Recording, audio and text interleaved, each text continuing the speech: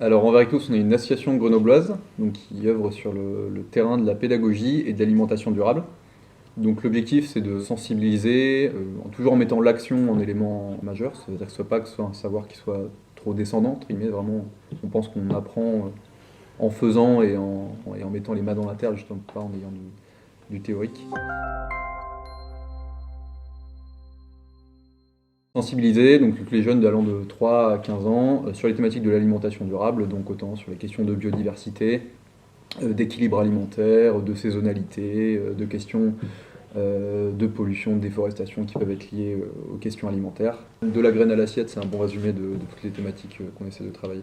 Un truc qui marche bien, c'est quand c'est le jeune qui va lui-même s'emparer du sujet, s'investir, c'est-à-dire donner de sa personne, lui-même prendre des responsabilités, faire des choix. Où là où je pense qu'il y a où il y a le plus d'impact, ces élèves-là qui sont impliqués, ils sont fiers, enfin, ils ont envie de retransmettre derrière. Ce qu'on met derrière l'alimentation durable, c'est un peu tous les procédés vertueux qu'on peut mettre en place à toutes ces étapes en fait, qui applique une production alimentaire. Donc l'utilisation des méthodes de culture, donc intrants chimiques, mécanisation, etc. Comment est-ce qu'on tend vers justement un système alimentaire qui va s'affranchir entre guillemets des obligations en fait telles qu'elles sont développées dans notre modèle post-seconde guerre mondiale quoi.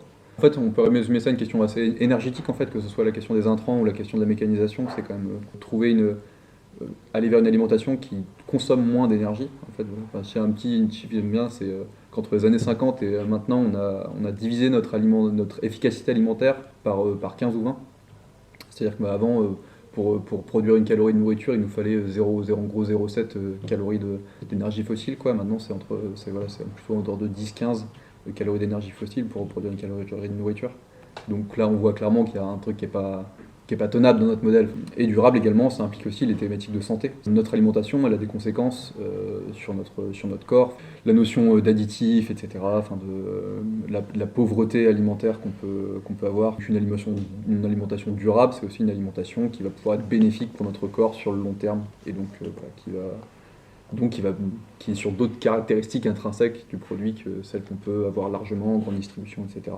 Si on peut rajouter un dernier élément à la dimension durable, ce qui relie aussi la dimension énergétique, mais peut-être sur d'autres questions en fait, d'imaginaire, de qu'est-ce qu'on veut pour une société un peu, pour une autre société, avec notamment je pense qu'il y a un point qui est assez prédominant, c'est la question du lien social, qui a directement rapport avec l'aspect, la localité de l'alimentation. Bon, qui n'est pas tant lié finalement, enfin, ça peut être un peu un biais de considérer que l'alimentation locale sera fortement plus vertueuse sur le point de vue énergétique, ce qui n'est pas nécessairement le cas, mais elle a pour le coup d'autres vertus qui sont voilà, le lien avec le producteur, la résilience économique locale, et voilà tout ça aussi qui font la joie quelque part derrière la nourriture, c'est de rencontrer les producteurs, aussi sur la question de la cuisine, c'est-à-dire cuisiner ensemble, manger ensemble, etc. Côté aussi autoproduction, où faut quand même pas oublier que la nourriture c'est aussi de l'émotion, tu vois, c'est la fierté d'avoir posé quelque chose, clairement, et c'est pas une paraphrase ou une métaphore de ça, c'est que réellement, le labeur ou le temps consacré à faire pousser quelque chose, donc quelque part la valeur qu'on lui a donnée par ce processus, ça change véritablement le goût de l'aliment et sa perception de son alimentation, quoi.